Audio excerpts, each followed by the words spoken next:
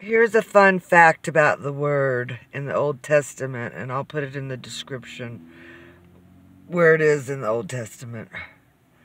But King David, when he was a youngster, he was the, I think, the seventh brother. He was the youngest brother. He was not a big man. He was small, but he tended sheep. That's what his job was. And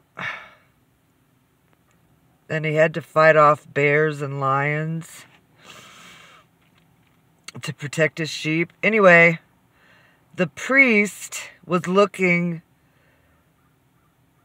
for the next king to be anointed.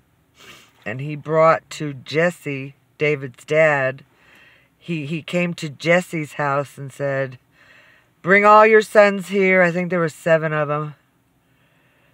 And we're going to find out who the next king of Israel is going to be.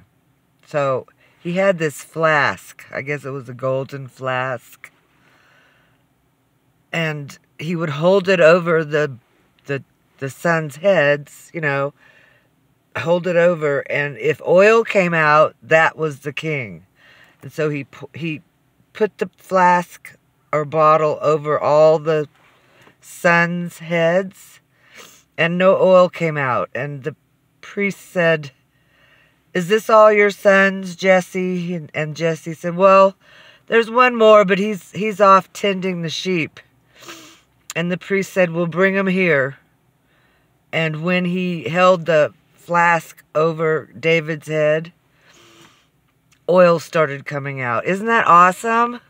And some people might say today, in 2023, well, that was like a Mandela effect or a quantum effect. That's a God effect. And there's so many in the Bible. So many. But words in the Bible are supernaturally changing. God never called himself a thing, ever, or a worm. It's the end days, people. And the Antichrist is soon to be revealed.